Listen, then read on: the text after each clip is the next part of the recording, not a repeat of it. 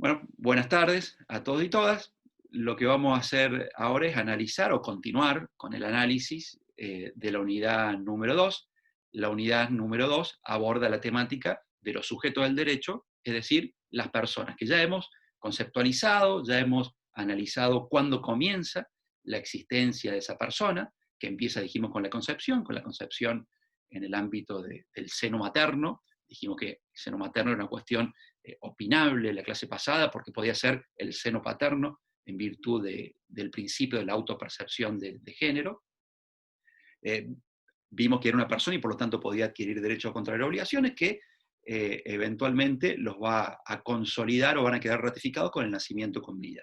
Y ahí nos encontramos en un punto, que es el nacimiento con vida, donde hay una transformación en esta categoría, en esta clasificación que hicimos inicialmente de la persona. Pues ya deja de ser una persona por nacer y pasa a ser una persona humana de existencia visible.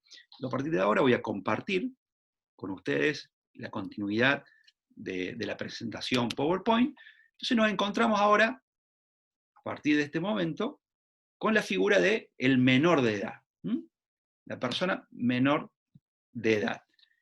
¿Quiénes van a ser los menores de edad? Lo primero que vamos a hacer es definirlos, establecer quiénes son los menores de edad.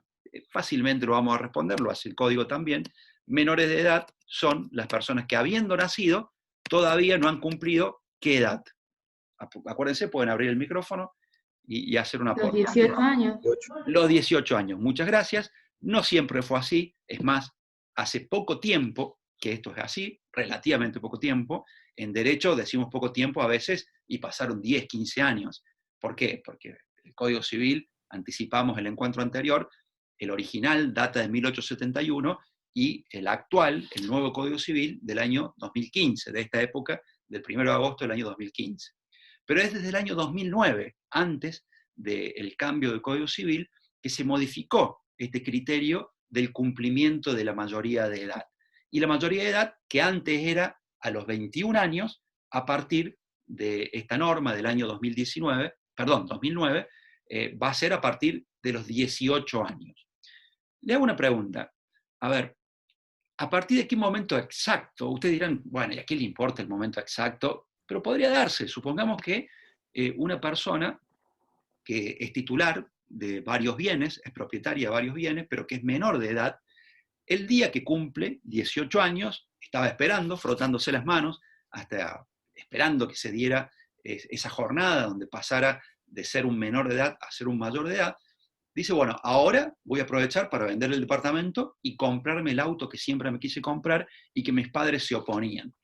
Entonces va a la escribanía y tiene ya un comprador para ese departamento que le va a llevar el dinero a esa repartición, a ese espacio del oficial público que es el escribano, y cuando está por ir, entra en duda, dice, uy, pero yo nací a las 7 de la tarde del 21 de agosto del año 2002. O sea que hoy está cumpliendo 18 años, pero le entra la duda, pero biológicamente todavía no cumplí los 18 años. ¿Tendrá que esperar hasta después de las 19? Bueno, como las escribanías no son hoy esenciales, tienen horarios restringidos, por lo tanto probablemente no puedan atender después de las 19, entonces, bueno, mejor esperamos a mañana. ¿Qué dirán ustedes? No en base a lo que hayan leído, porque seguramente no lo han leído todavía, pero en base a lo que estiman que puede ser más razonable. Profe, ¿no sería a partir de las 00 horas? Las 0 horas, pero ¿de qué día? ¿Del día de que cumple años o el día siguiente? O sea, digamos, el 20 a las 00 horas, ya pasando 21. Exactamente, Rocío. Es decir, el momento efectivo exacto en que la persona se convierte en mayor de edad es de las 0 horas del día de su cumpleaños, es decir, de las 0 horas del día 21 de agosto, por más que biológicamente aún le faltan 19 horas para cumplir exactamente los 18 años. Entonces, persona menor de edad es la persona humana que, habiendo nacido, no ha cumplido aún los 18 años y cumple los 18 años a partir de las 0 horas del día de su cumpleaños. A su vez también, estos menores de edad, vamos a ver que los podemos clasificar en distintas categorías, que a su vez tienen una nomenclatura nueva, del nuevo Código Civil. Antes no se denominaban de esta manera. Son los niños y niñas y los adolescentes. Y esta clasificación va a ser por edades. Desde el nacimiento y hasta los 13 años vamos a estar en presencia de niños y niñas. Y a partir de los 13 y hasta los 18 años vamos a estar en presencia de adolescentes. Previo a la sanción del nuevo Código Civil, la distinción era distinta, era entre menores impúberes, los menores de 14 años, y los menores adultos, de 14 a 18 años. Esta era una distinción que estaba basada en un criterio biologicista, porque la pubertad tiene que ver con eso, tiene que ver con llegar a una edad donde hay un desarrollo hormonal, una capacidad reproductiva, que se va dando en las personas de manera muy dispar. En algunas personas se va dando más temprano, en otras se va demorando, pero no tiene que ver con un desarrollo de la madurez del sujeto, que es aquí lo importante. Es decir, alcanzó un nivel de madurez como para tomar ciertas decisiones por sí mismo o para participar junto a sus representantes de aquellas decisiones que los afectan. Bueno, no tiene que ver con lo biológico. Una persona puede tener un desarrollo biológico y ser capaz de reproducirse, de poder concebir, de poder reproducir, pero desde el punto de vista psicológico, de su evolución cognitiva, no tiene los conocimientos necesarios. Entonces, esa distinción fue abandonada y hoy es mucho más acertado hablar de niños y niñas y de adolescentes. Ahora que los hemos determinado quiénes son, de nacimiento a los 18, que los hemos distinguido entre niños y niñas del nacimiento hasta los 13 y adolescentes, de los 13 a los 18, vamos a ver lo verdaderamente importante vinculado al derecho, y es cuál es la situación jurídica de estos menores. ¿Se acuerdan ustedes que el viernes pasado nosotros analizamos a la persona por nacer y determinamos cuál era el estatus jurídico de esa persona por nacer, cuál es la situación frente al derecho? Y acá vamos a tener una mención que va a ser el artículo 26 del Código Civil, que algunos autores consideran que no es 100% acertada. Dice el Código Civil que la persona menor de edad, sin distinción, es decir, desde el nacimiento hasta los 18 años, por regla, no lo dice el Código Civil, pero lo vamos a agregar nosotros, ejerce sus derechos a través de sus representantes legales. Es decir, el Código Civil en este artículo establece una regla, que por supuesto va a admitir múltiples excepciones, pero que es una regla que algunos autores, analizando el contexto de todo el dispositivo del Código Civil, van a decir que en realidad, a partir de la sanción de este código del año 2015, es incierta cuál es la situación jurídica de los menores. No es tan cierto que la regla es la incapacidad y que van a ejercer los derechos a través de sus representantes. Habrá que analizar en cada caso concreto, porque es tan disímil la solución que da la ley para cada caso concreto, que la regla entra un poco en discusión. No obstante, si ustedes en un examen parcial, en un examen final, o lo dicen en cualquier contexto, de que la regla respecto de los menores de edad es la incapacidad y que para poder ejercer sus derechos van a necesitar de la asistencia de un representante, no es que estén diciendo algo que está mal. Está bien, está bien. Hay que completar ese enunciado con que el código autoriza, la ley autoriza no solo el código, sino otras leyes también, al ejercicio por sí mismos de algunos derechos de los menores. Pero que la regla es que van a tener que estar representados normalmente por sus padres, si no tienen padres, por algún tutor o algún otro representante. Pero es una regla opinable, una regla discutible, y cada vez más, no solo la ley, sino también los jueces, se va sentando jurisprudencia que le va dando a los menores de edad, fundamentalmente cuando ya tienen un grado de avance que los hace pasibles de poder tener una apreciación de las distintas circunstancias, mayor grado de autonomía, mayor posibilidad de intervención y de poder decidir sobre los asuntos que les competen. En definitiva, lo vuelvo a precisar para no confundirlos. La regla es lo que está escrito aquí, es lo que dice el artículo 26. Los menores de edad ejercen sus derechos a través de sus representantes, pero hay un montón de excepciones que están previstas en el mismo Código Civil. No obstante, esta posibilidad de ejercicio es creciente, cada vez más se va, entre comillas, confiando en las personas menores de edad para que puedan o bien ejercer por sí mismos los actos, ejercer sus derechos o participar conjuntamente con sus representantes de algunas decisiones.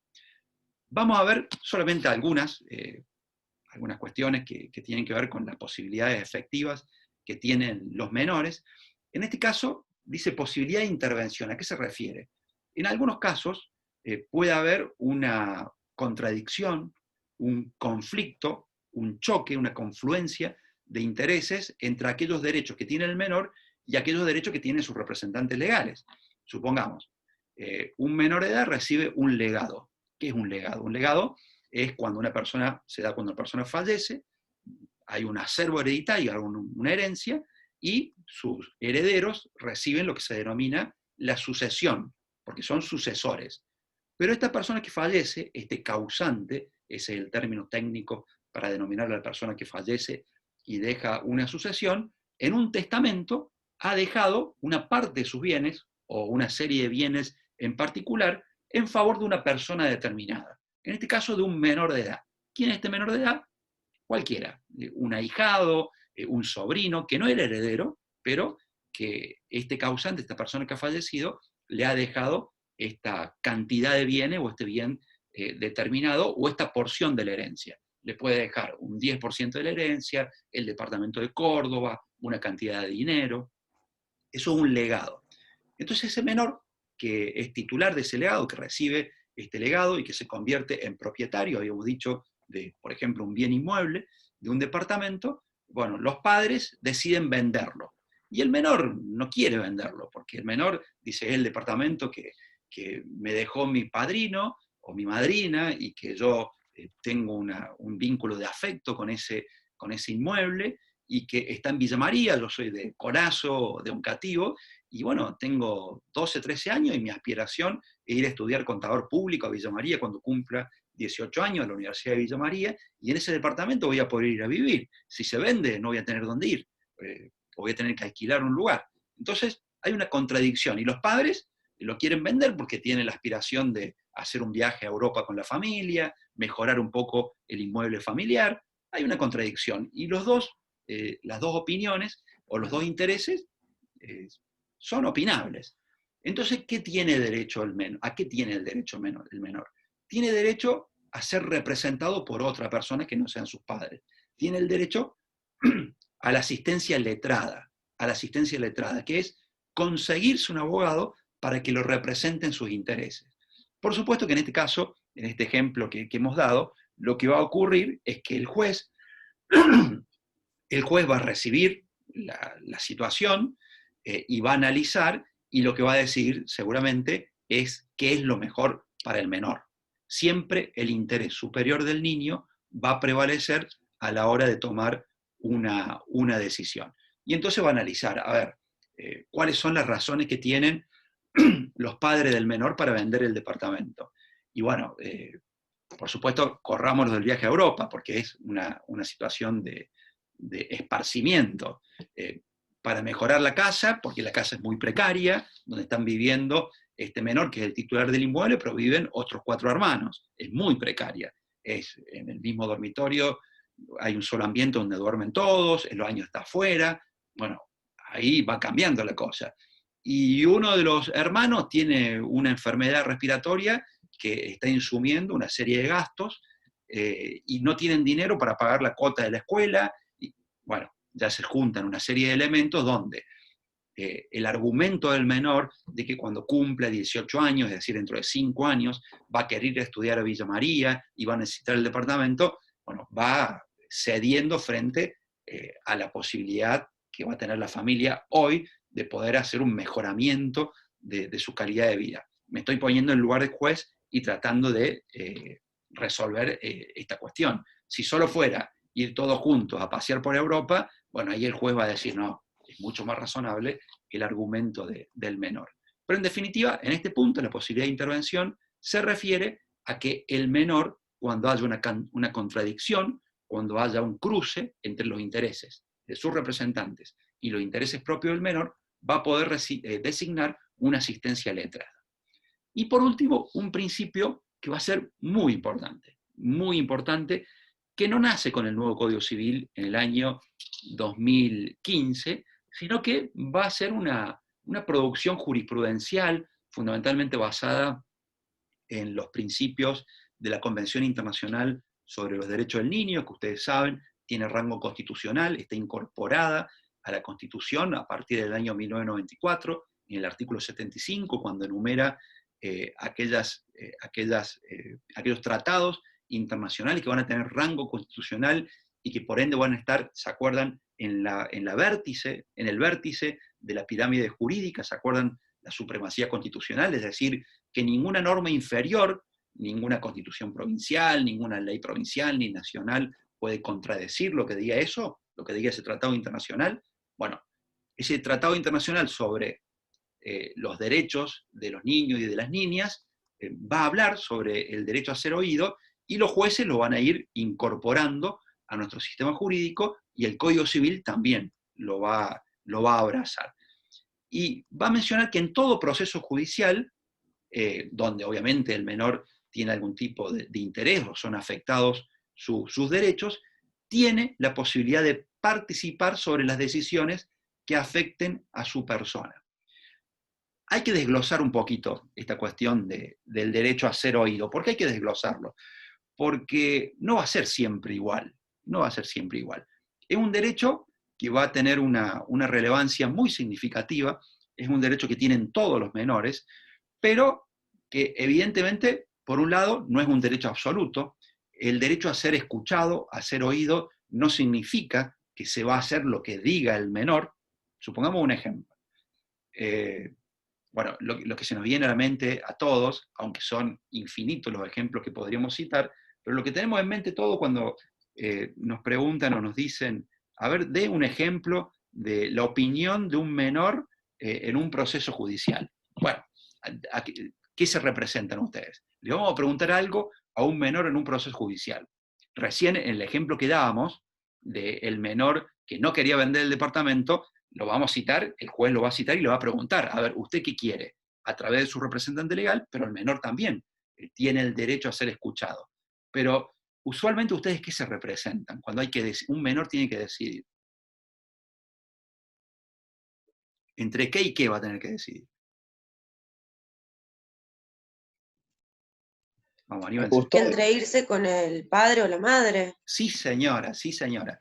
Claro, es lo que, a ver, podríamos dar infinidad de ejemplos, pero siempre nos imaginamos al nene, a la nena, que lo llama el juez y le pregunta, ya sea el propio juez o a través de alguno o alguna de sus auxiliares. Puede ser un perito psicólogo, un trabajador social, que a través de una cámara GESIL, de acuerdo a la edad del menor, bueno, se le pregunta al menor sobre esta cuestión u otras. Pero nos representamos gráficamente esa situación. Entonces supongamos que el nene dice, yo quiero ir con mi papá. Bueno, ¿tiene el derecho a ser oído? ¿Será una palabra absoluta la de ese menor? No, evidentemente que no. El juez va a apreciar la circunstancia del caso. A ver, nene, ¿y por qué, o nena, por qué querés ir con tu papá?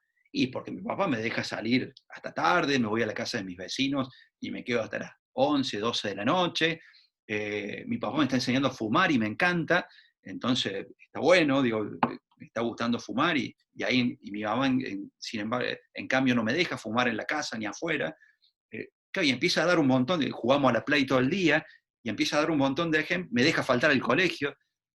No, ¿qué va a decir el juez? El menor está teniendo una opinión, lo estamos escuchando, pero lo mejor para el menor no es que esté viviendo en una situación de esa naturaleza. Lo mejor es que vaya a vivir con la madre. Y a pesar de que el menor fue escuchado, a pesar de que el menor se pronunció por una de las dos opciones, el juez va a decidir por la otra. Pero lo que sí tiene que hacer el juez es escucharlo. Obviamente que le estoy dando un ejemplo, una hipótesis extrema, burda, para que puedan comprender de que no es una opinión absoluta la del menor. El juez va a hacer lo más conveniente, va a atender el interés superior del niño. Un niño, una niña, que tiene que ser escuchado. Cuando la situación, supongamos, es muy similar en uno y otro caso, volvemos al ejemplo, si querés ir con tu mamá o querés ir con tu papá, acuérdense que podés ir con tu mamá 1 o tu mamá 2, o tu papá 1 o tu papá 2, porque los matrimonios igualitarios también eventualmente podrían o adoptar o tener un niño, una niña. Supongamos que las situaciones fueran de alguna manera parejas, por decirlo en términos no académicos, donde las circunstancias de bienestar, la posibilidad de darle al menor la posibilidad de estudiar, de alimentarse, de vestirse, de educarse, de esparcimiento, sea pareja en uno y otro caso, bueno, ahí sí, muy probablemente, la opinión del menor va a ser determinante. Una pregunta que ustedes podrán formularse. José, en Sí, ese dale. caso, Sí. si, o sea, como está diciendo, digamos que el juez vería el mejor interés de la criatura en si va a tener posibilidades de estudiar, ya sea con su mamá o con su papá, o dos mamás o dos papás, ¿con cuál se quedaría? En todo caso, si se queda con la madre, por ejemplo, ¿al padre no le correspondería de todos modos también aportar para lo que es los estudios de la criatura? Sí, muy bien. Absolutamente son figuras jurídicas distintas. Lo que está resolviendo el juez en esta primera instancia es la cuestión de la tenencia. ¿Eh? A ver, no quiero adelantarme mucho porque es un tema que vamos a ver en la unidad número 13, allá por noviembre. Pero lo que está resolviendo el juez en esta hipótesis que yo estoy presentando es la tenencia de un menor. ¿Mm? ¿Se queda con la madre o se queda con el padre? A lo que vos haces referencia es los alimentos. Obviamente que los dos progenitores son responsables y son deudores de seguir cumpliendo con la obligación alimentaria, independientemente de quién tenga la tenencia. Y otra cuestión que también es anexa a esta solución o a este resolutivo que va a quedar en manos del juez, es la cuestión de las visitas, porque independientemente de que el juez decida que la tenencia la tiene que tener uno de los progenitores, el otro progenitor tiene derecho a continuar con un contacto con ese menor. Entonces, va a establecer un régimen de visita.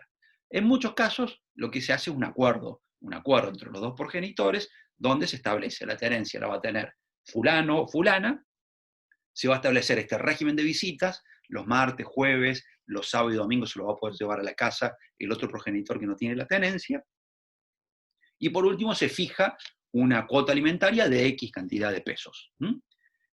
Pero siempre, acá estamos hablando de la cuestión de el derecho que tiene el menor de participar de la decisión. ¿Se entendió, Rocío? Sí, profe, se entendió bien. Gracias. A donde yo quería ir era a que ustedes estarán preguntando, bueno, vos, Rocío, creo que tenés una niña ahí, muy chiquita, debe tener 2 años, no más, la recuerdo de la última. Un año y 4 meses, re 1 año, chiquita. 4 meses.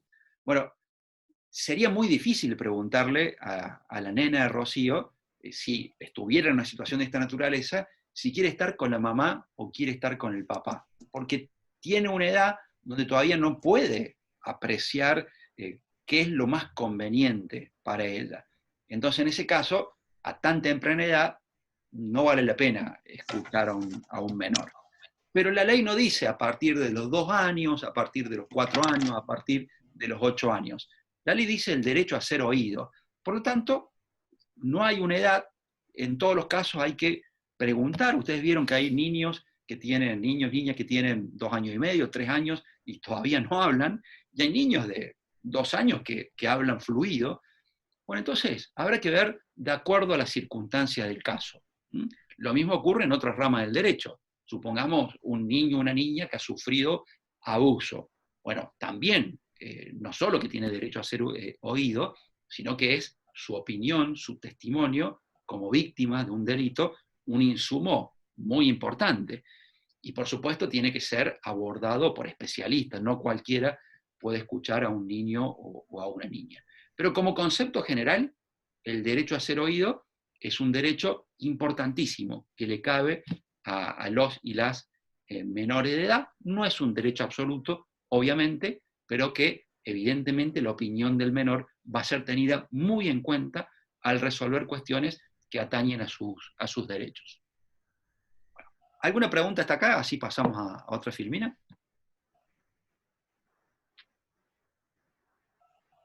Muy bien, no hay preguntas por ahora. Seguimos con el tema de los menores. Dijimos que la regla, si bien una regla opinable, discutible, era que los menores son incapaces y que van a ejercer sus derechos a través de sus representantes. Sus representantes son padres, madres, tutores, etc. Pero que hay derechos que pueden ejercer por sí, que pueden ejercer por sí.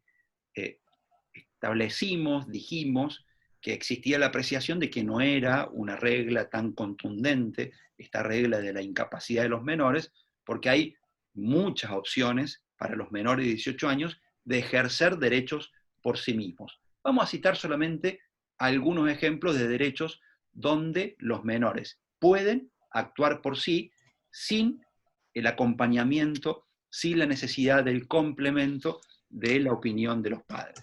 Por ejemplo, si un menor quiere iniciar un proceso judicial para reconocer su identidad, ¿y por qué va a querer reconocer su identidad? Porque es una persona adoptada, porque ha habido una suposición de Estado. ¿Ustedes vieron la cuestión de los nietos recuperados? Bueno, los nietos recuperados obviamente son todos mayores de edad porque esas privaciones ilegítimas de la libertad, ese contexto de encierro en que nacieron los nietos de desaparecidos, y desaparecidas, porque precisamente esas personas fueron capturadas ilegalmente, nadie sabe a dónde fueron privadas de su libertad, y en ese contexto fueron madres. Y esas personas recién nacidas fueron entregadas a familias sustitutas que no los inscribieron como hijos adoptados, los inscribieron como hijos biológicos propios.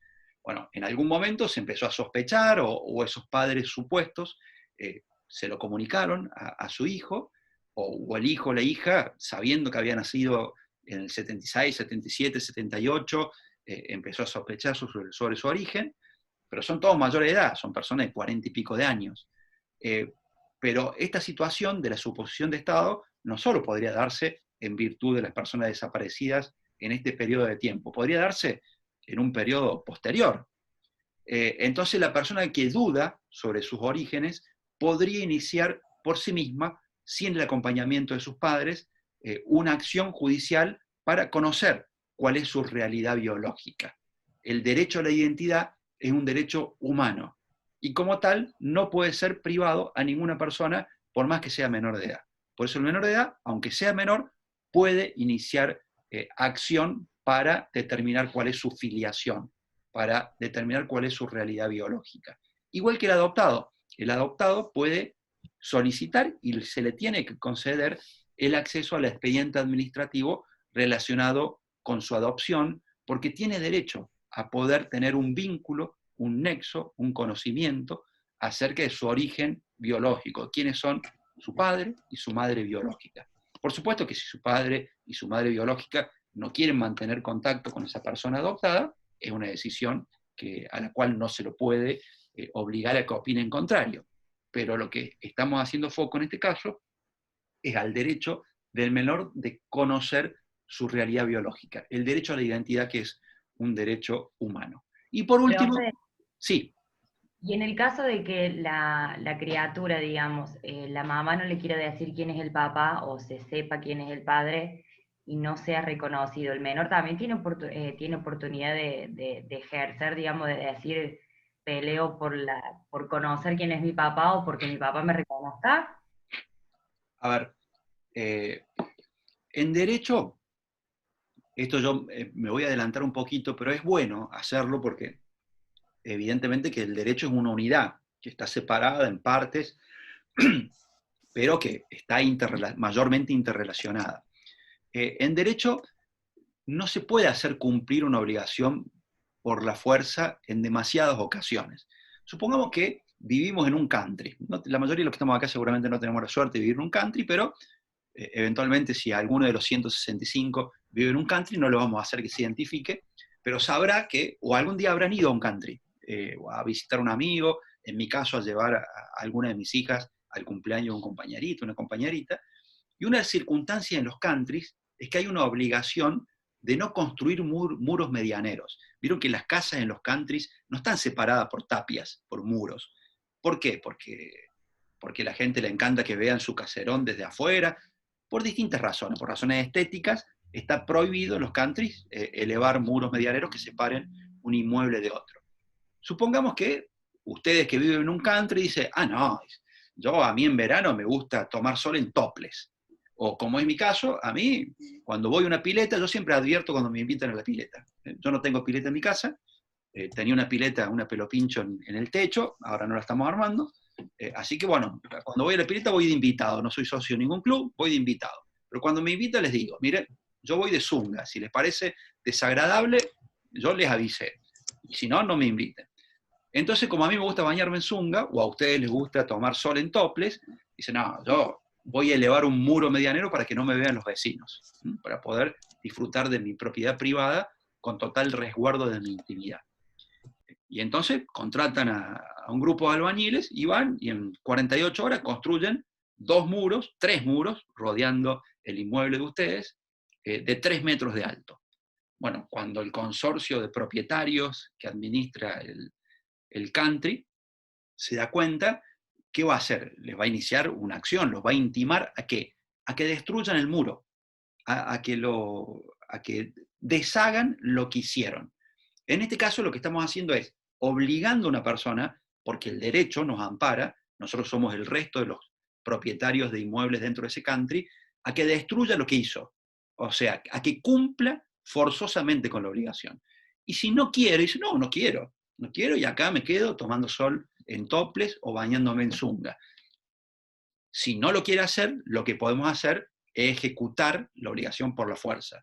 Va a llegar un momento donde un juez va a determinar que a costa de quien construyó el muro, venga otro grupo de albañiles y derribe el muro. Ahora, en el ejemplo que dio Rocío recién, yo no puedo obligar a esa madre a que confiese quién es el papá. Supongamos que una mamá que ha gestado, que ha concebido, que ha tenido un niño y una niña, se encuentra con ese niño o niña que le pide que le diga quién es su padre.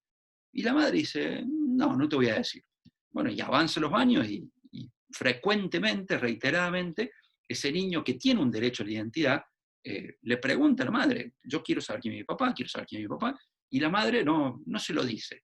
Bueno, ¿cómo hacemos para obligar a esa madre a que diga quién es el padre?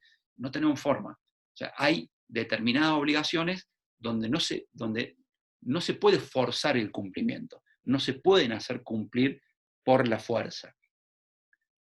A ver, si yo tengo que entregar una suma de dinero, bueno, no me pueden obligar a que meta la mano en el bolsillo y que entregue. Sí, eventualmente me podrán embargar bienes, ejecutar esos bienes, rematarlos y con el producido del remate cobrar la deuda. Las obligaciones de hacer son difíciles de hacer cumplir por la fuerza. A ver, quiero redondear la respuesta, Rocío. Volveme a formular la pregunta, porque dije una parte. Claro, o sea que en el caso, digamos, de que la madre no le quiera decir al hijo quién es el padre, eso quedó perfecto. Y en caso de que la criatura sepa quién es su mamá, sepa quién es su papá, pero el padre no quiere reconocerlo, ¿ahí él también puede pelear por la identidad o eso le correspondería a la madre? Absolutamente. A ver, el menor es un ejemplo de la persona que puede ejercitar una acción para determinar cuáles son sus orígenes, cuál es su identidad. ¿Podría el menor, por supuesto que no cualquier menor, un menor de 2 años no lo puede hacer, pero un menor de 10, 12, 14 años podría buscarse un abogado y podría entablar, aún sin el consentimiento de la madre, una acción judicial para entablar la paternidad. Porque alguna vez mi mamá me dijo que es el carnicero, mi papá. Entonces yo voy y le entablo la acción de filiación para el reconocimiento forzado.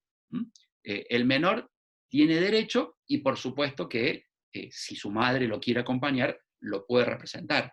Inclusive lo puede hacer aún sin el consentimiento del menor, porque es un derecho que tiene el menor, aún el menor va a ser escuchado, pero seguramente que el juez va a privilegiar el establecimiento de la realidad biológica de quiénes son sus padres frente a la opinión del menor que dice, no, a mí no me interesa saber quién es mi padre, porque no le interesa hoy que tiene 10 años, pero es un derecho, el derecho a reconocer cuáles son los orígenes, el derecho a la identidad.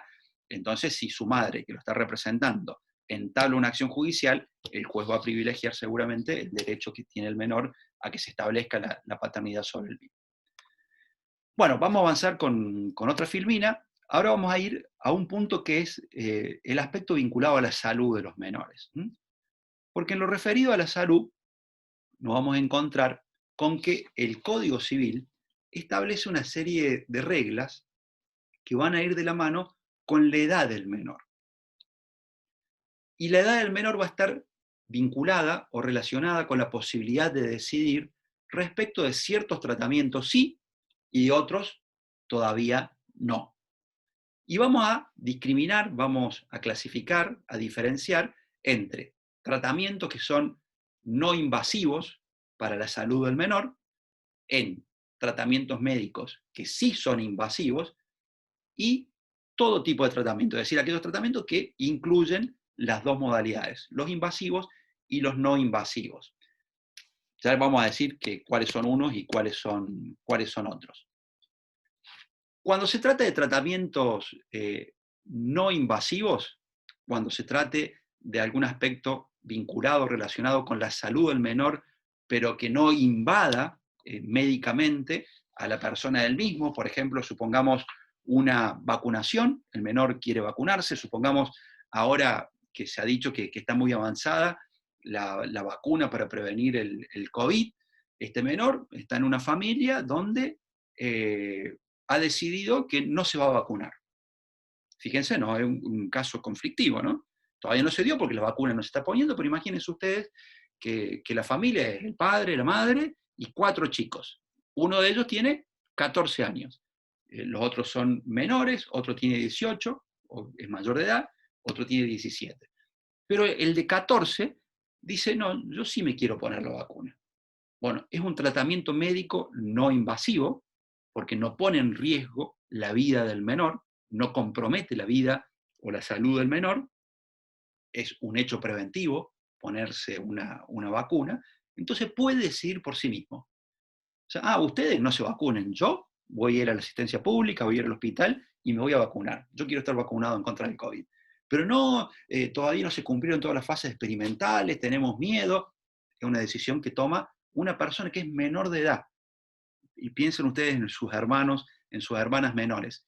Tiene la posibilidad, cumplido 13 años, siendo un adolescente, de decidir por sí mismo respecto de tratamientos médicos no invasivos. Por ejemplo,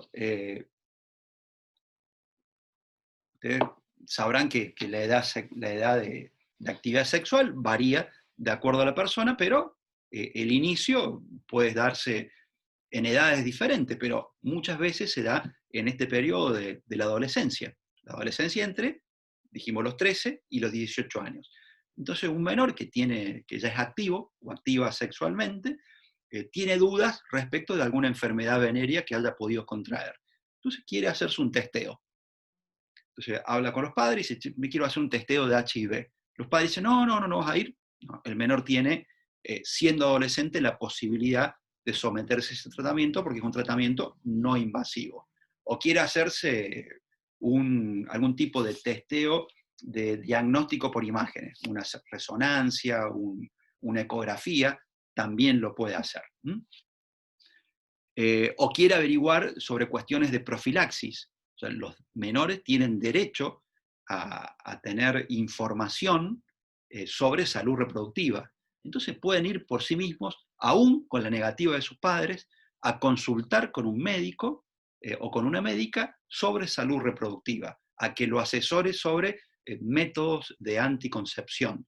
O supongamos una menor que ha quedado embarazada, que es menor de edad, y por lo tanto, obviamente que aún cuando haya prestado consentimiento, siendo menor de edad, ese consentimiento no es válido, es el equivalente a una violación.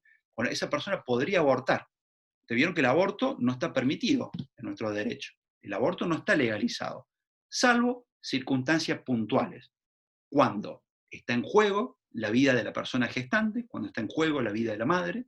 Entonces, frente a la potencialidad del feto y a la vida actual y efectiva de la madre, el derecho, esto es algo muy añejo, no es nuevo, el derecho privilegia, protege la vida de la madre. En ese caso, está autorizado la producción del aborto.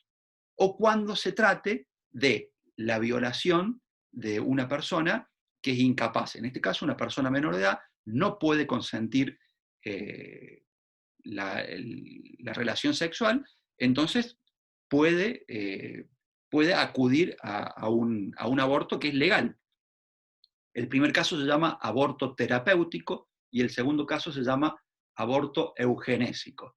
Supongamos que los padres no están de acuerdo con el aborto, pero la menor sí está de acuerdo, hay que estar a lo que diga la menor.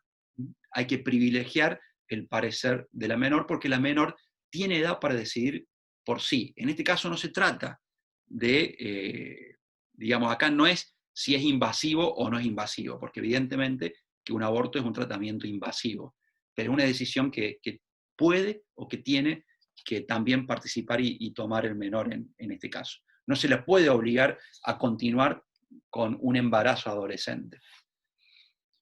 Profe, esto es lo que dice la ley, sí. hay casos que obligan a las menores a dar a luz. Hay casos de 10, 11, 12 años que le han obligado.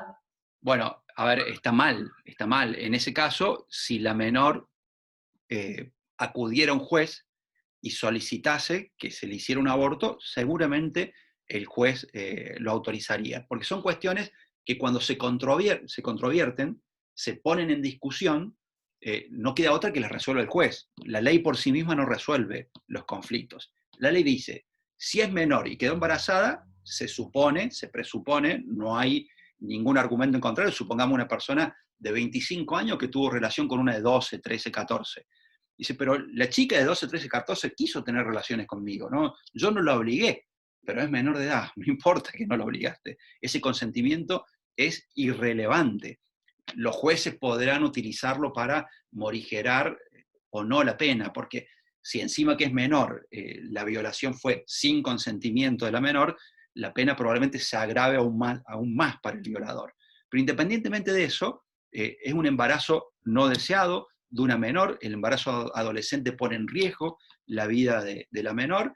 Lo que debieran hacer frente al conflicto los jueces es habilitar en estos casos el aborto.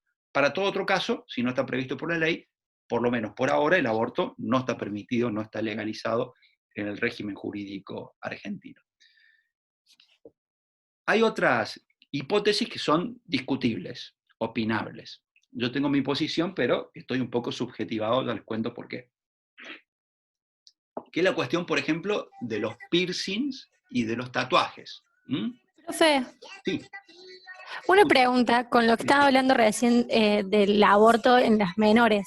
¿Y qué pasa con el tema de esta chica del año pasado, creo que fue, que el médico le informó mucho después de que estaba embarazada, entonces no se pudo hacer el aborto, una nena de 11 años creo que era, en el cual salió, fue muy famoso porque se pedía por la vida de la nena, del bebé? Sí, a ver. Hay que analizar el caso puntual. Esta niña tiene derecho, porque su vida es actual y la vida del bebé es potencial. Es una vida actual también, pero sus derechos son potenciales, como dijimos la clase pasada. Y frente al riesgo de la vida de una niña y una vida que existe actualmente, pero que tiene que superar el nacimiento, el derecho se queda con la vida de la persona actual. Y llevar adelante un embarazo, por más que sea un embarazo reciente, un embarazo avanzado, en una niña, es muy riesgoso. Entonces, allí la ley privilegia los derechos de la niña a poder hacerse el aborto. Y ese aborto es un aborto no punible, es un aborto terapéutico. Ahora, si los padres, si la niña quieren seguir con el embarazo porque quieren dar a luz a ese bebé, están absolutamente en su derecho en poder hacerlo.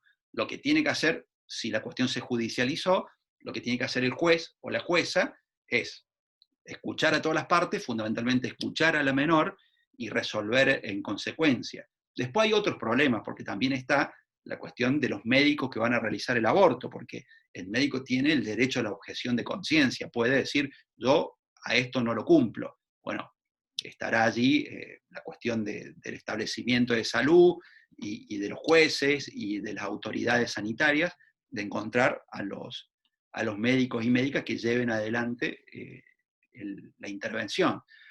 Obviamente que esta cuestión del aborto es una cuestión siempre opinable, siempre debatible, que lleva a la gente a tomar posiciones a veces muy encontradas.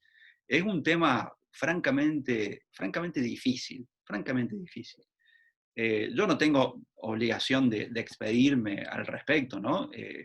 Pero en una ocasión, hace muy poco, el año pasado, el anteaño creo que fue, me vi en la obligación de despedirme, porque un grupo numeroso de estudiantes llevó la cuestión al Consejo Superior de la universidad.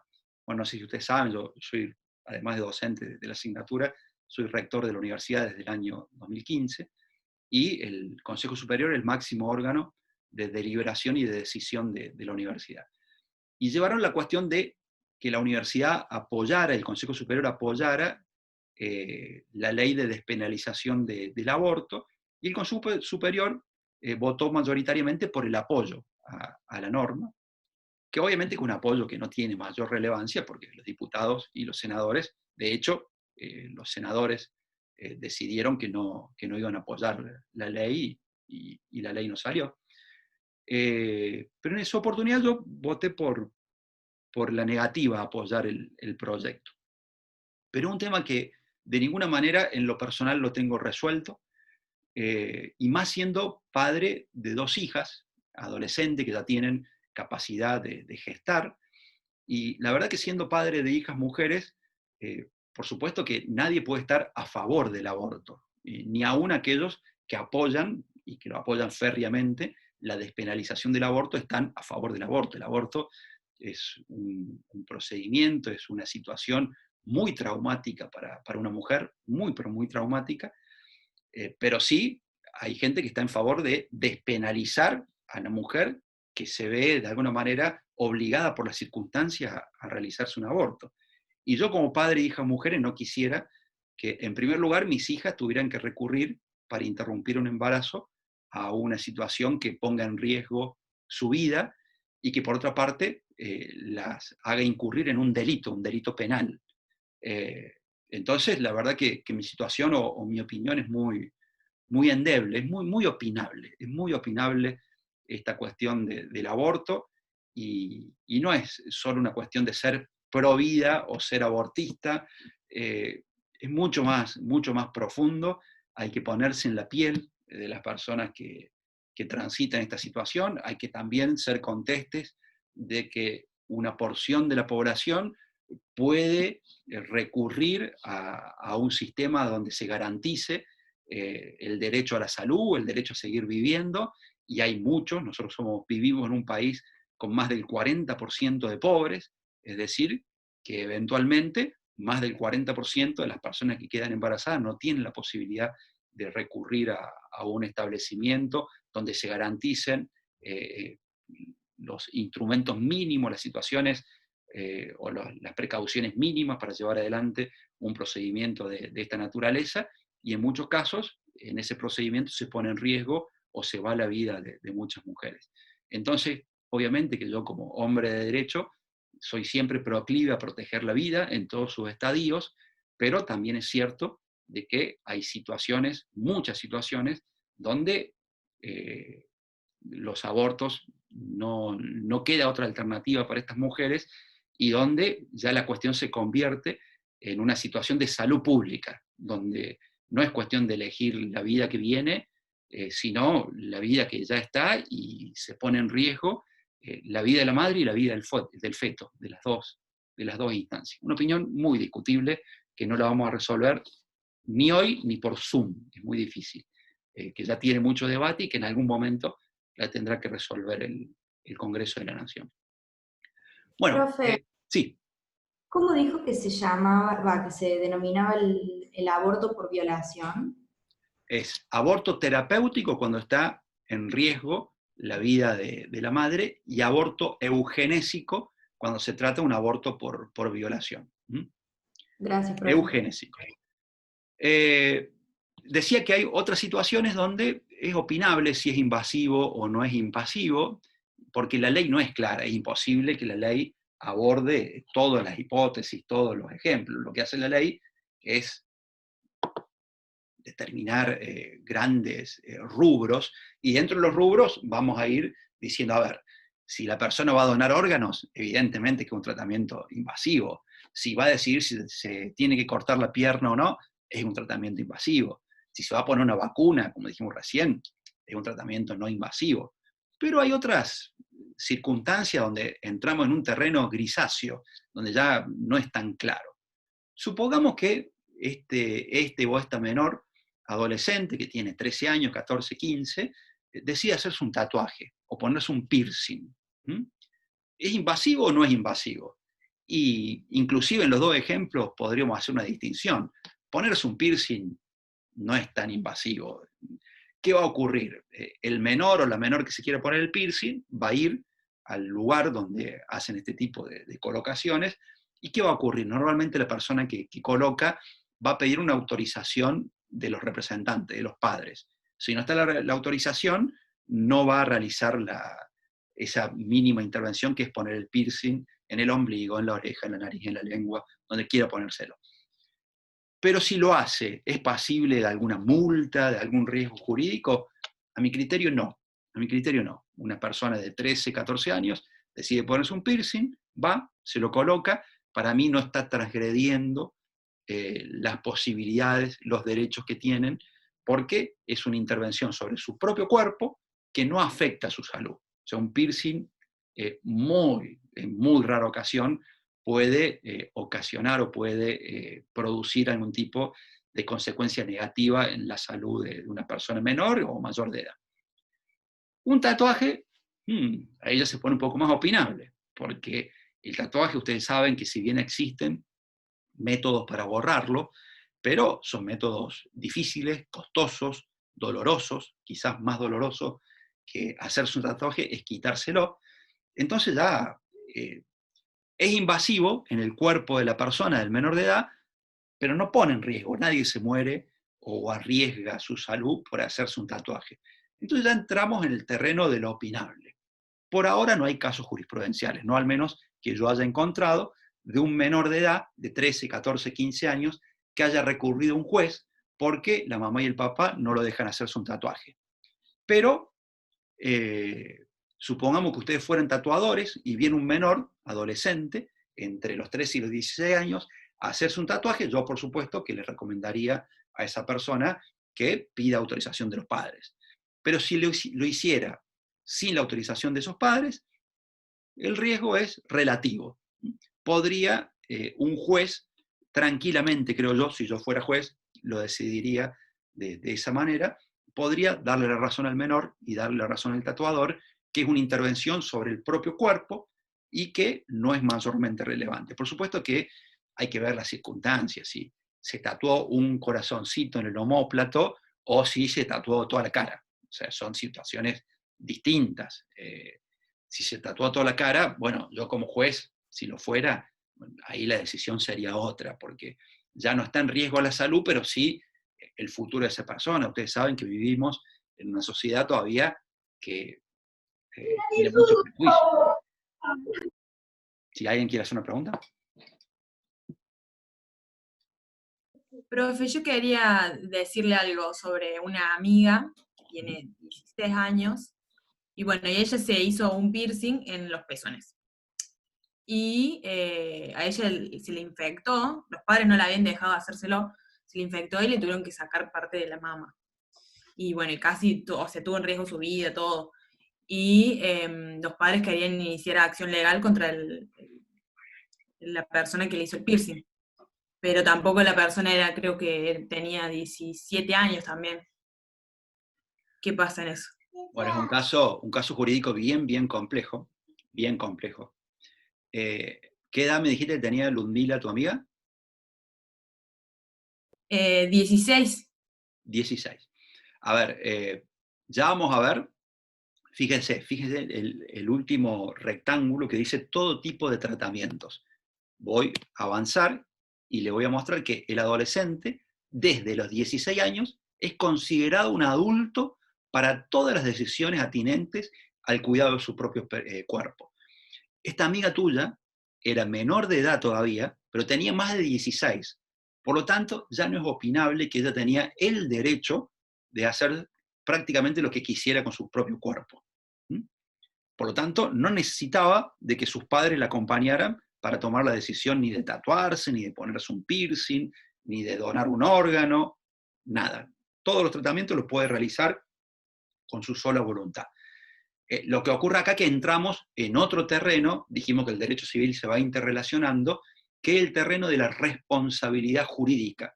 En este caso, hay otra persona que ha incurrido, supongo que se dedica a eso, que se dedica a hacer tatuajes, a poner piercing, ha incurrido en una mala praxis.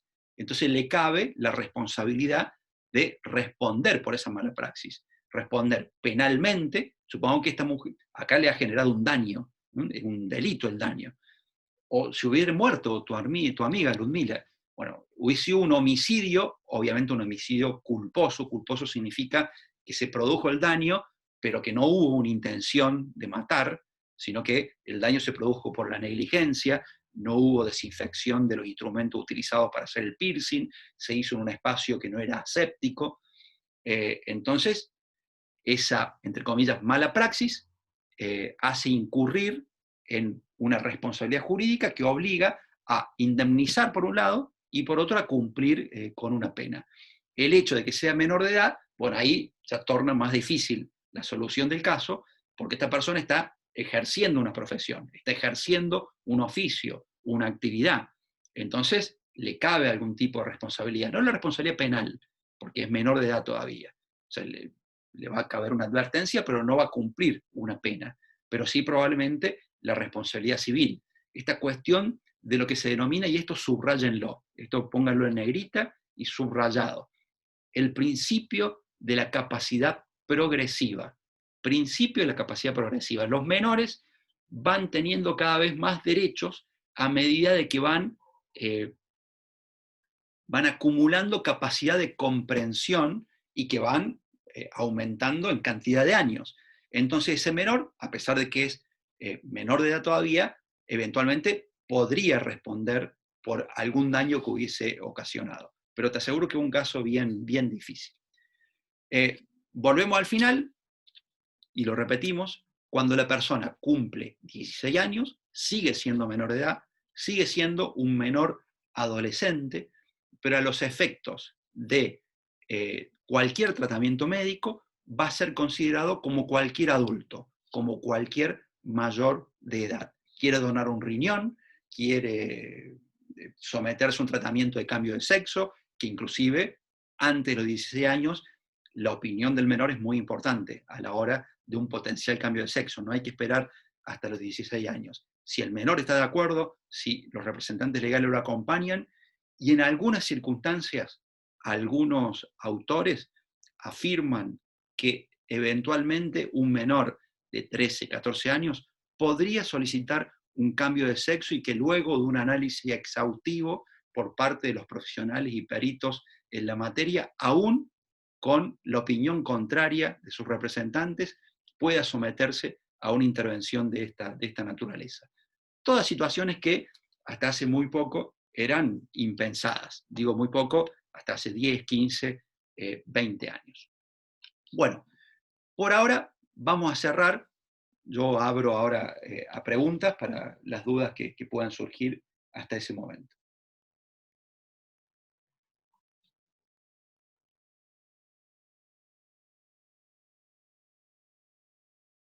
¿Ninguna duda? Bueno, entonces lo que vamos a hacer... Profe, Sí, te escucho. yo no tengo dudas sobre el material que explicó ahora, sino que sobre el código, porque me quiero comprar y en la librería me preguntaron por quién comentado sería, porque me quería comprar el comentado, si vos tenés alguna recomendación.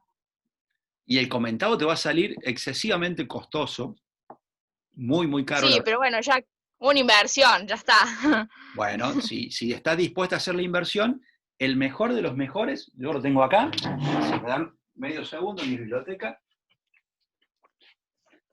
El mejor de los mejores es este, que es el código comentado por Lorenzetti y otros. Lorenzetti es un miembro, que fue presidente de la Corte Suprema de Justicia. Esta es la versión tapa dura, que tiene 12 tomos, y que cuesta más que una moto, mucho más que una moto. Más bien diría que cuesta lo que un auto usado. Es muy, muy costosa. Nosotros hicimos con mi esposa, que también es abogada, hicimos una inversión para poder tenerlo, nos dolió mucho, pero bueno, como decís vos, ya lo tenemos. Hay otras versiones menos costosas. Vos como futura contadora, si vos estuvieras estudiando Derecho, yo te recomendaría que te compres uno bueno. Como futura contadora, elegí el menos costoso. Va a ser una inversión que la vas a aprovechar, tanto en la carrera como en la profesión, y no te va a doler tanto. Y además, otra cuestión que es importante, que un código que eventualmente puede estar sujeto a alguna reforma, pero va a ser siempre una reforma parcial. Si en el 2013, 2014 me preguntaban, profe, ¿qué le parece? ¿Me compro un código civil comentado? Yo le hubiese dicho, no, de ninguna manera, porque todos sabían que el código se iba a reformar. Y no solo que se iba a reformar, se iba a sustituir por uno nuevo. Entonces, ahora no, ese riesgo, entre comillas, no lo va a tener por mucho tiempo. No va a haber un código civil nuevo en décadas, seguramente. Entonces es una inversión que la va a aprovechar para la carrera y para la profesión. Yo ahora voy a cortar, no el Zoom, sino... perdón. Sigue el tema. Porque quería hacer un corte entre el tema de los menores y el tema que sigue. Yo pensé que terminamos acá, pero me olvidé de la cuestión de la emancipación, que es muy importante. Bueno, vamos a tratar de acelerar porque estamos yendo muy lento. Me estoy yendo un poco por las ramas. Bueno, también las preguntas de ustedes ayudan. Dijimos que queríamos que pregunten, pero bueno, el costo que hay que pagar. Cuando hay preguntas, hay que explayarse y se pierde algo de tiempo. Profe, una consulta. Sí. Aprovecho a comentarle a los chicos que yo logré conseguirme el Código Civil desde la facultad en Córdoba, en la de Ciencias Económicas, y te los mandan a domicilio. Es el Código Civil nuevo, el 2020, con el anexo de la Ley de Alquileres. Bien. Buen dato, cualquier cosa poner más datos ahí en el chat. ¿Había alguien que quería hacer otra pregunta? ¿Puede ser? Sí, yo, profe. Sí, Carlos. Respecto a cuando se generan este tipo de conflictos entre los menores y los adultos, por los cuales son representados, y tiene que participar un abogado, digamos, ¿quién es el que responde a los costos de ese abogado y de qué manera, digamos, el niño puede llegar a conseguir, digamos, que alguien lo represente, digamos, pensando justamente en el hecho de ser menor? Es muy buena la pregunta, Carlos. Hay varias posibilidades. Primero, siempre cuando hablamos de un menor, es una franja muy amplia de posibilidades, desde el nacimiento hasta los 18 años. Por supuesto que un menor de 4 o 5 difícilmente pueda tener alguna acogida en un estudio jurídico. Imposible prácticamente. Pero si hablamos de un menor de una edad más avanzada, supongamos un menor de 14, 15 años, o ni hablar 16, 17, podría ir directamente a un estudio jurídico porque tiene ahorros, porque el abuelo le dio plata, porque el abogado lo atiende gratis, y un abogado particular patrocinarlo. O podría, lo puede hacer este menor y lo puede hacer cualquier persona, podría ir a tribunales y pedir la asistencia jurídica gratuita. Más en este caso, aunque el menor tenga recursos, por el hecho de ser menor, tiene derecho a ser asistido gratuitamente por alguno de los abogados de una repartición que en nuestros tribunales provinciales se llama asesoría letrada.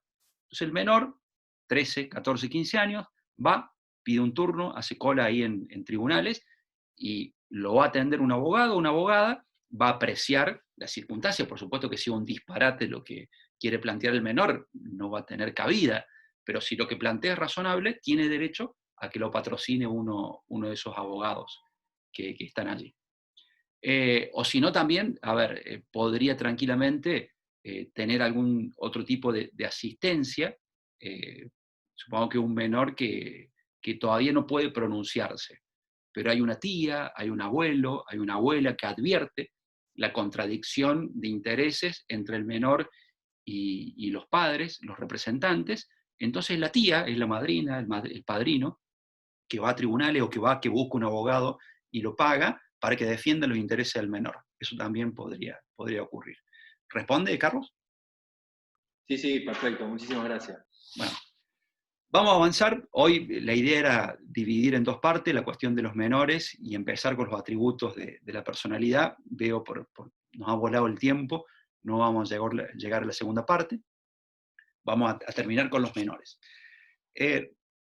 Respecto a los menores, dijimos que empezaba con la existencia o con el nacimiento, la circunstancia o la calidad de menor hasta los 18 años, pero en este principio que yo pedí que subrayaran tan especialmente, el principio de la capacidad progresiva, el menor va creciendo, va madurando, va incorporando una mayor posibilidad de apreciar las circunstancias por sí mismo.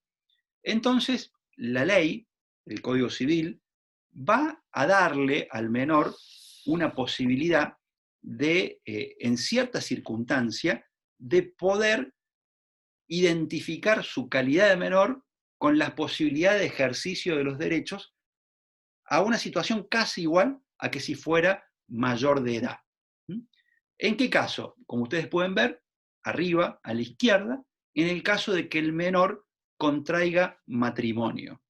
El menor puede contraer matrimonio dentro, recién enumerábamos algunos derechos que puede ejercer por sí, y la respuesta genérica a si puede o no contraer matrimonio una persona menor de edad, la respuesta genérica, la regla, es que no, salvo que tenga el acompañamiento de sus padres, es decir, que sus representantes legales asientan la celebración del matrimonio.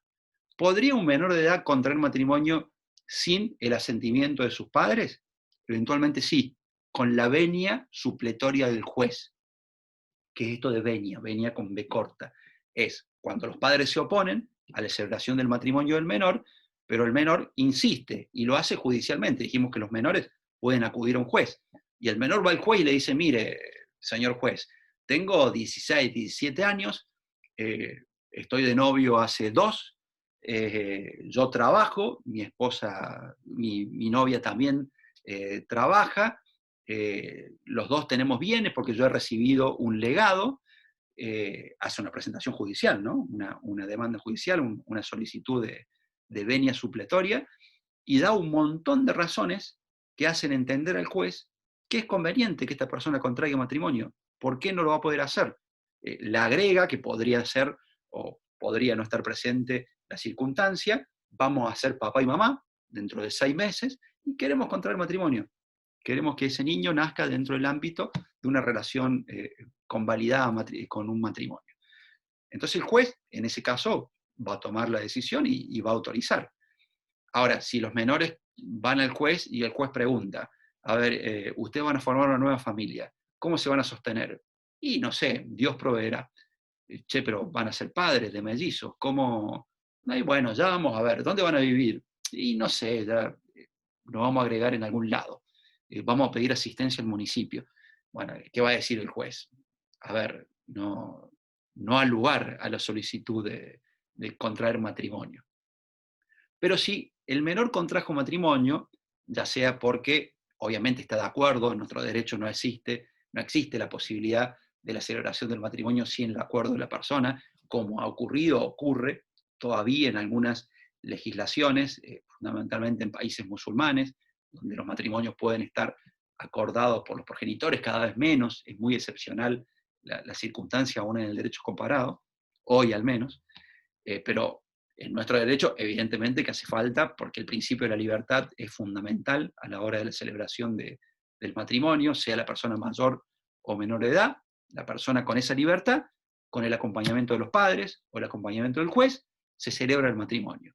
Desde la celebración del matrimonio, la persona se considera no mayor de edad, sino se considera un menor de edad emancipado. ¿Qué significa que esté emancipado? ¿Cuáles son las consecuencias jurídicas? La consecuencia jurídica es que esa persona emancipada adquiere plena capacidad jurídica. Es lo que dice el segundo cuadro, el de arriba a la derecha de ustedes. Las personas emancipadas gozan de plena capacidad de ejercicio de sus derechos con las limitaciones previstas en el propio Código Civil. Es decir, ¿se acuerdan que cuando hablamos de menores dijimos que había una regla opinable, discutible, pero que es la regla, así lo establece el artículo 26, de que los menores ejercen sus derechos a través de sus representantes? Es decir, la regla es la incapacidad. Lo que hace la emancipación es invertir la regla.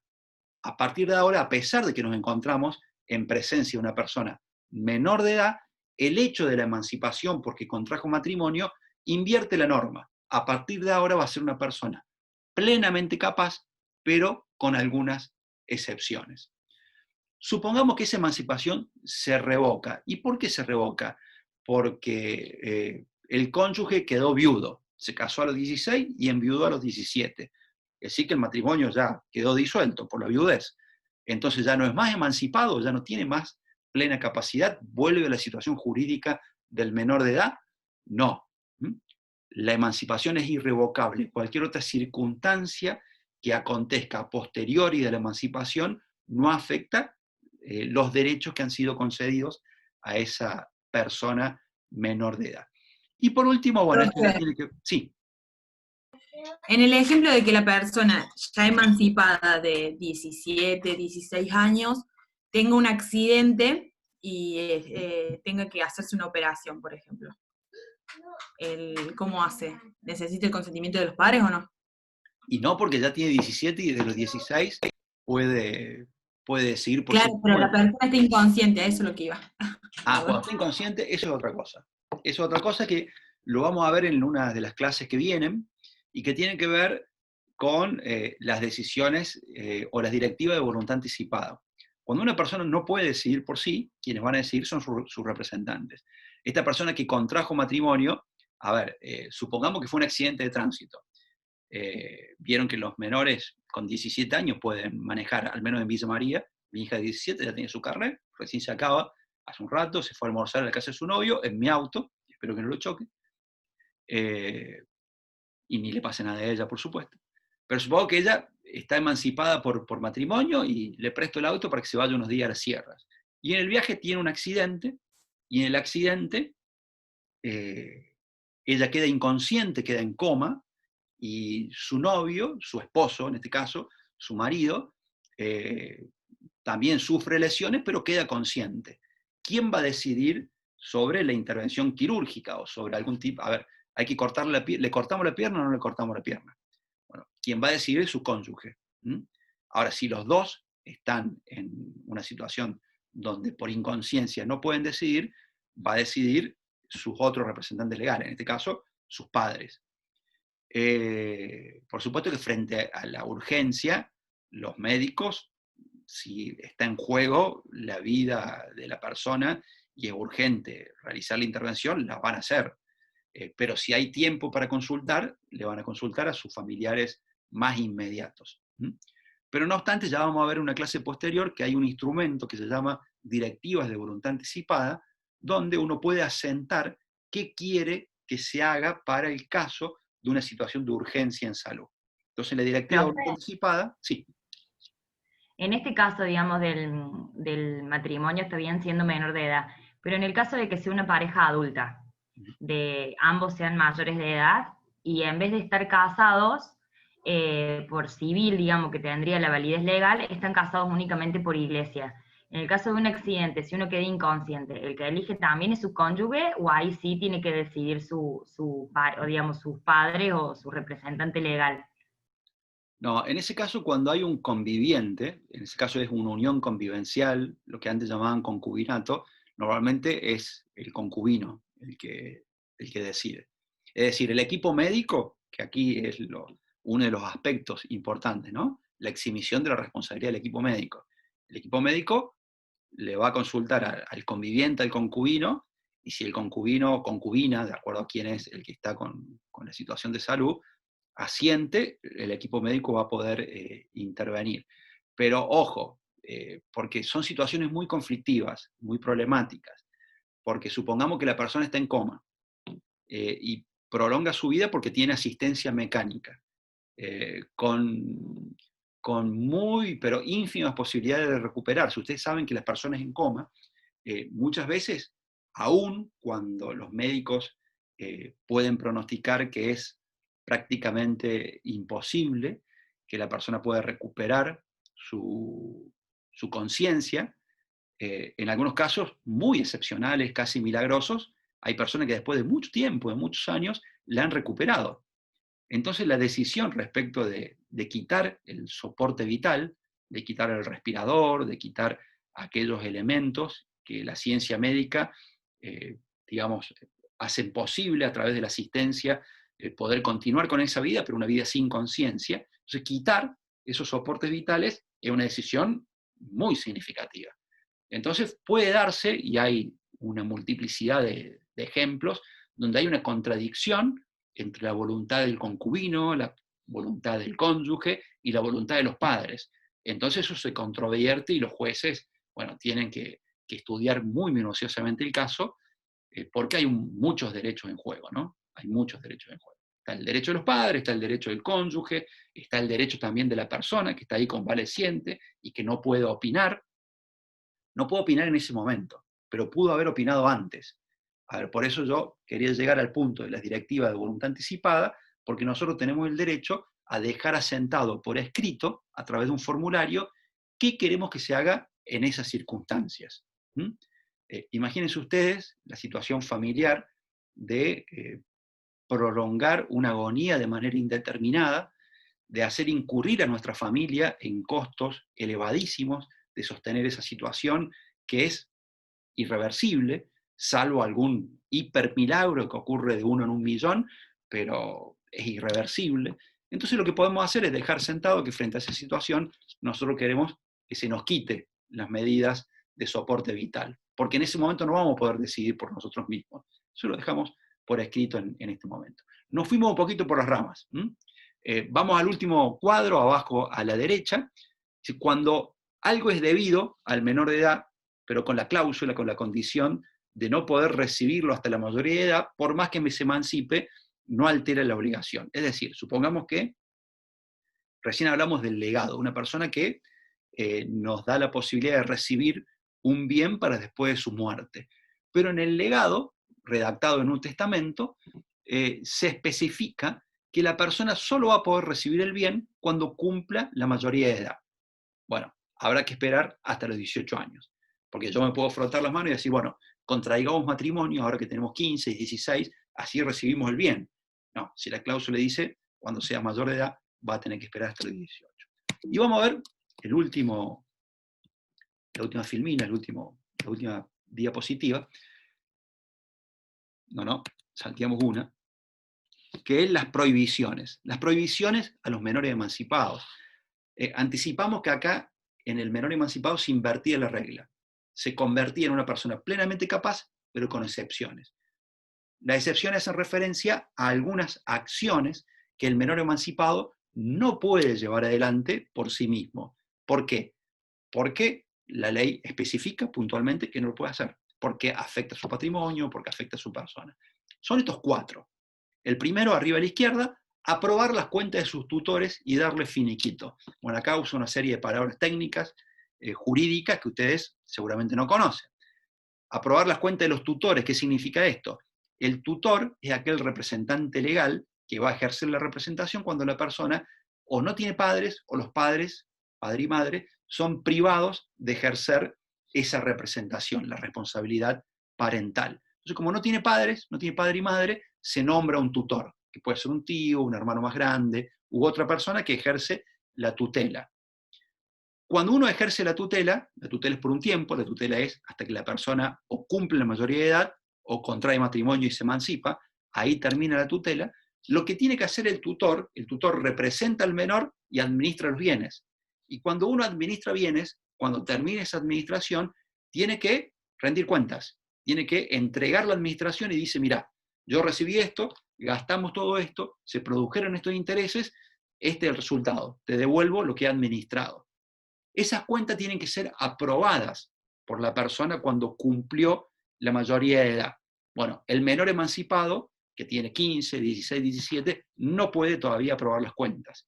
Es decir, el tutor no puede considerar que ha cumplido con su obligación hasta que el menor cumpla 18 años. A pesar de que es casi plenamente capaz, es un acto que el menor emancipado no puede llevar adelante por sí mismo, ni aún con el acompañamiento de sus padres, ni con la autorización judicial, ni con la venia del Papa Francisco, ni nada.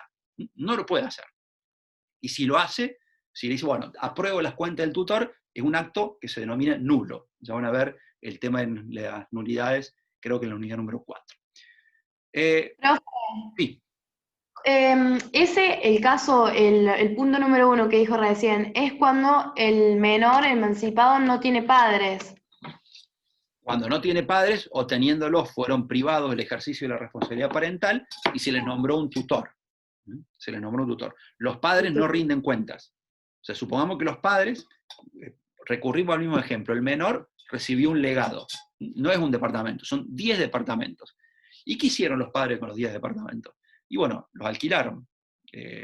Alquilaron 8, uno de los departamentos se lo prestaron a una tía, y el otro departamento lo usa el hermano mayor para estudiar en la ciudad de Córdoba. O sea, los gestionaron, los administraron, los usufructuaron. Cuando termina esa administración, los padres no le rinden cuenta al menor. El menor cumplió 18 años, o se emancipó, y recibe esos bienes, pero no hay una rendición de cuentas. Todo lo que hubiesen percibido como fruto de esos bienes, los padres los pudieron haber reinvertido y no tienen necesariamente que dárselo al menor.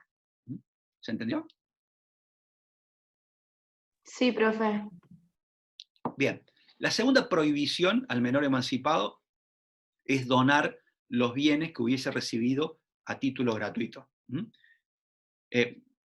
Bueno, en el punto anterior, aprobar las cuentas de los tutores y darle finiquito. Finiquito significa darle finalización, cerrar la cuestión. O sea, ya estás desobligado de rendir cualquier cuenta. El segundo punto, dijimos, hacer donación de bienes que hubiesen recibido a título gratuito. Recurrimos al mismo ejemplo, el menor que recibió un legado o una donación, recibió esos 10 departamentos y se emancipó. El hecho de haberse emancipado hace posible que el menor pueda administrar por sí mismo esos bienes, de manera tal de que los 10 departamentos los recibe y empieza a percibir él los alquileres. Y eventualmente también puede vender, ya vamos a ver de qué manera, con un agregado, pero podría vender un departamento, pero lo que no puede hacer es donarlos. Supongo que el menor dice, bueno, yo recibí esta donación, voy a poner un ejemplo muy lúgubre, pero a mí me los donó una persona que cuando yo era menor me acuerdo que abusaba sexualmente de mí. Yo de esa persona no quiero nada, voy a donar los 10 departamentos. Bueno, esa donación es nula, no los puede donar. Cuando cumple 18 años, que haga lo que quiera. Pero mientras es un menor emancipado, no puede donar los bienes recibidos a título gratuito. ¿Los podrá vender? Ya vamos a ver que sí, pero con un resguardo, con una previsión. El tercer punto, la tercera prohibición, es afianzar obligaciones. Y seguimos incorporando términos técnicos a nuestro lenguaje como futuros contadores y contadoras. Afianzar obligaciones es lo que en la jerga usual, común y corriente, denominamos salir de garantía de la deuda de otro. Si ustedes tuviesen que alquilar un departamento en Villa María porque no son de la ciudad, seguramente cuando van en la inmobiliaria les van a establecer cuáles son las condiciones del alquiler y les van a pedir fiadores, que son garantes, personas que cumplan con nuestras obligaciones para el caso de que nosotros incumplamos con el contrato. Por supuesto que más adelante, varias unidades más adelante, nosotros vamos a hacer un desarrollo de este tema porque es un contrato, el contrato de fianza. Y por último, la última prohibición son actos que están sujetos a autorización judicial. No son actos que estén absolutamente prohibidos. El 1, el 2 y el 3 no los puede realizar el menor emancipado bajo pena de nulidad. Con la autorización de nadie puede realizar estos actos, aun cuando tenga autorización de un juez. O sea, ningún juez lo va a autorizar porque se sabe que son prohibiciones absolutas.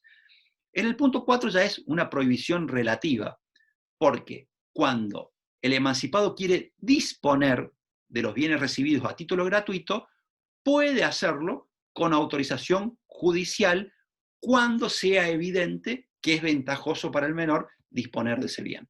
A ver, supongamos que estamos en presencia de dos menores que han contraído matrimonio. Puede ser que sea un menor y un mayor de edad y contrajeron matrimonio, ¿no? Pero el que se emancipa es el menor. Y el menor que había recibido estos 10 departamentos en distintos lugares del mundo, de Argentina y del mundo, pero que vive en Laguna Larga.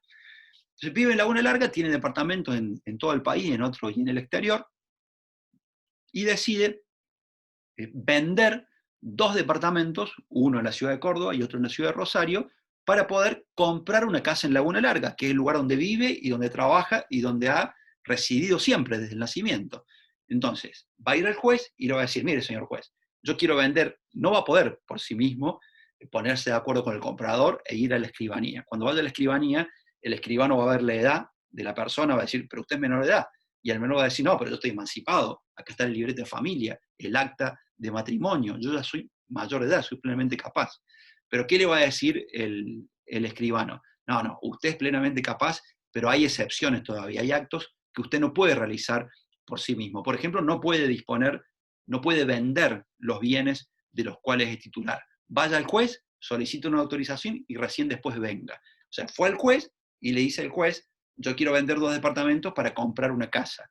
Al no poner en riesgo el patrimonio, lo que está haciendo es vender 2 departamentos y comprar una casa, está cambiando una cosa por otra. No es que quiere vender 8 departamentos para donarlo o para invertir en una empresa, ahí ya el juez va a dudar. Para comprar bitcoins, no. Se está pidiendo el cambio de una cosa por otra, es bastante razonable, es ventajoso para el menor, entonces en este caso seguramente el juez va a autorizar que se realice esa transacción, ese negocio jurídico. Pero repito, son actos que están relativamente prohibidos porque eventualmente un juez los puede autorizar. Bueno, yo ahora dejo la posibilidad de que puedan preguntar para las dudas que pudieron haber surgido. Profe.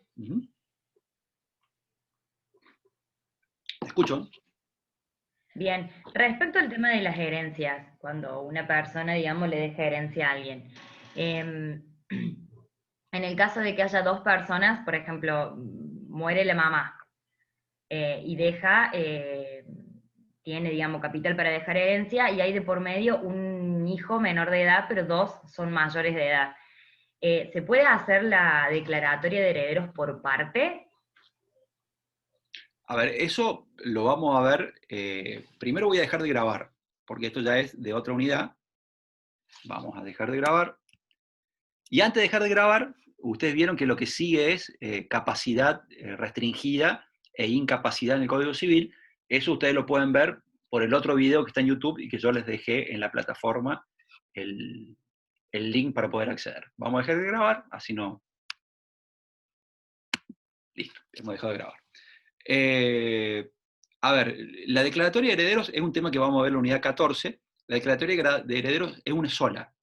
Y lo que determina, o lo que el objetivo de una declaratoria de herederos es esclarecer, precisamente como dice la palabra, quiénes son los sucesores de esa persona que ha fallecido. O sea, porque a simple vista uno dice, bueno, ahí están, son los 3 hijos, vos estás diciendo 2 mayores, 1 menor y el cónyuge. ¿Qué son esos los herederos? Pero hay todo un procedimiento donde pueden aparecer otros herederos. O sea, hijos que no sabían la esposa y los otros hijos que estaban. Entonces hay que hacer el procedimiento para determinar fehacientemente quiénes son los acreedores a la herencia. El hecho de que haya menores de edad no significa que no pueda hacerse la declaratoria. Es una sola declaratoria, se determina quiénes son los herederos, que son el cónyuge y los 3 hijos, 2 mayores, 1 menor, y luego se hace el proceso sucesorio. Al haber menores de edad, no puede partirse extrajudicialmente la herencia, es decir, no pueden acordar entre todos los herederos, vos te quedás con el departamento, vos te quedás con la plata del banco, vos te quedás con los 3 autos, y vos te quedás con las 20 hectáreas de campo. O sea, eso entre personas mayores de edad y plenamente capaces puede ser perfectamente acordado.